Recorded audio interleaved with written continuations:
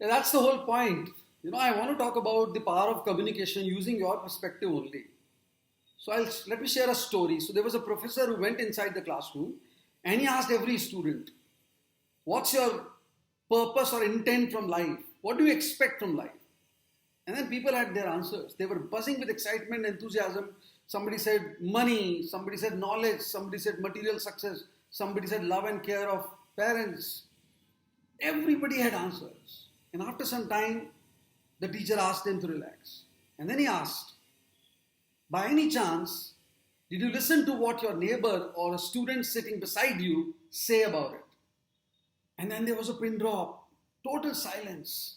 Students realized that they did not bother to listen to what somebody else was speaking. And the professor said, since there is no intent to listen to what other people are saying, we are losing on to bigger aspect. We are losing on to real value that gets created. And J. Krishnamurti talked a lot about this aspect. He did not talk about body language or public speaking. He did not talk about it. He talked about the power of communication.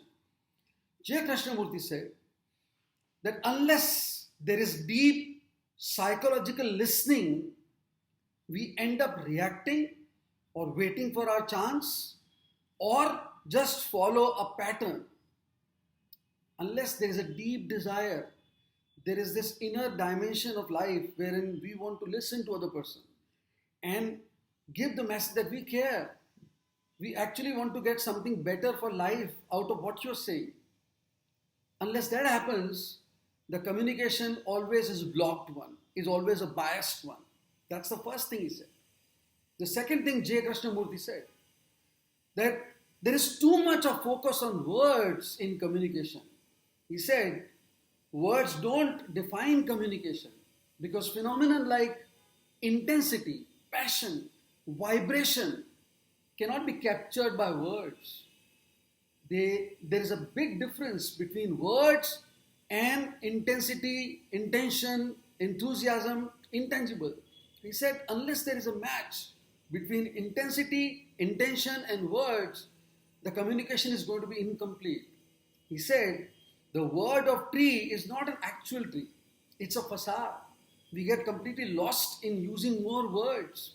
Instead of doing so, there's a lot of room for us to hear what is not spoken.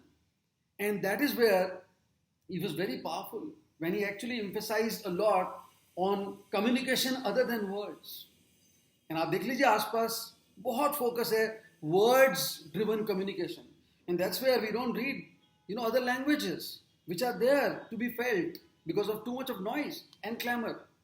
Third aspect Mr. Krishnamurti talked about was the fact that when we communicate with other person, we are communicating in terms of images that we have created about that person. It could be good image, it could be happiness, it could be some kind of argument, it could be some instance. So communication is not between two people, it's between two images. And when you actually have communication between two images, there is going to be bias. There is going to be no neutrality.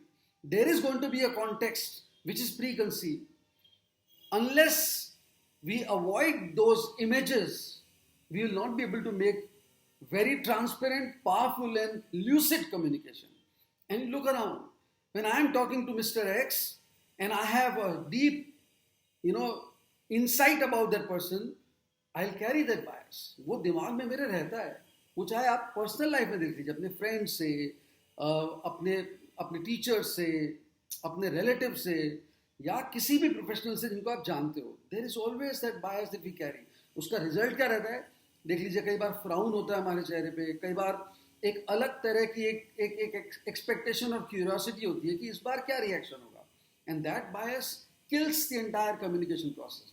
The fourth thing that J. Krishnamurti talked about was that communication is not a skill, it's an expression of relationship.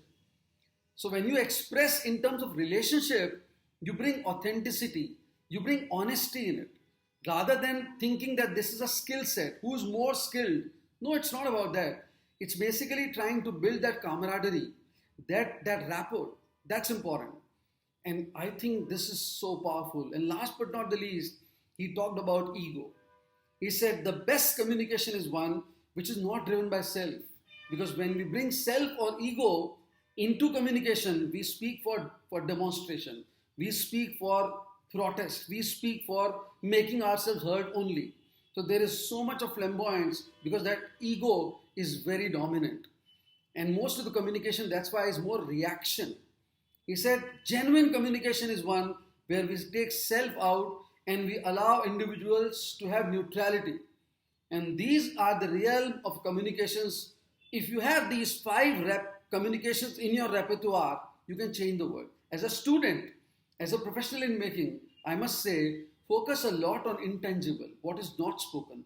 Focus a lot on assimilating different aspects of life. Use five senses to understand communication. Try and understand human emotions well.